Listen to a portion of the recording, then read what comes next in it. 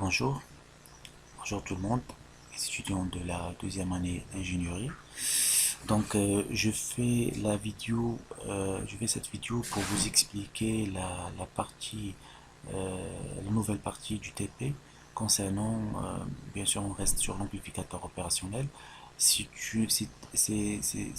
un TP sur un montage différenciateur. C'est un montage qui permet de faire la soustraction entre les tensions d'entrée, s'il y aura par exemple deux tensions. Donc on a pris l'exemple de deux tensions d'entrée. À la sortie, je vais avoir la soustraction entre les deux tensions. Comme vous voyez ici devant vous, c'est un montage différenciateur, c'est que VS elle doit avoir V2 moins V1. V2 moins VS, c'est-à-dire je vais faire la soustraction entre V2 et V1. Et ici, le résultat sera dans VS.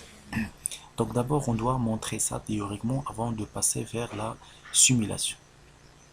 Donc si vous allez voir que V3, V3 qui existe ici, donc c'est V plus, c'est la même chose, donc est égal après le théorème de diviseur de tension, donc on a trouvé comme quoi que V plus est égal à cette relation-là. Et après, je vais calculer le V-, c'est par rapport à la masse. Le V-, si on applique le théorème de Mellmann ici dans ce point-là, donc je vais trouver comme quoi que V- est égal à cette relation.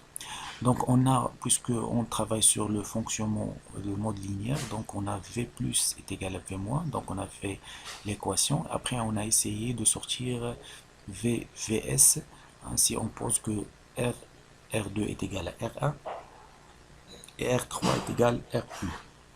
Donc dans ce cas, je vais avoir une constante VS est égal à une constante et fois la soustraction entre les deux tensions d'entrée. Donc c'est un montage qui permet de faire la soustraction.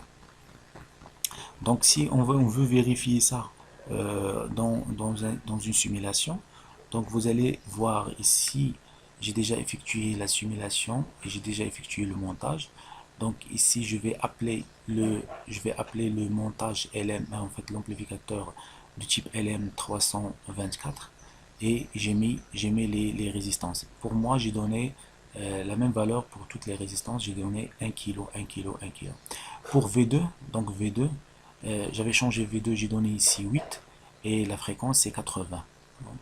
Pour V1, j'ai donné 3 et 80. Donc le résultat c'est que V2 moins V1, V2 moins V1, ça fait 8 moins 3, ça fait 5.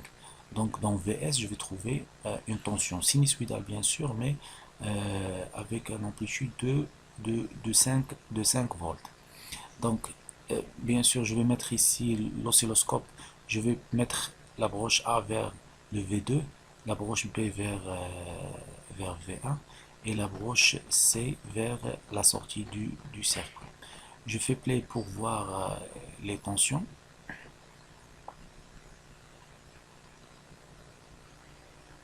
Voilà. Ici, c'est V2. Il a un amplitude de 8 volts. Ici, vous avez V1, il a un amplitude de 3 volts.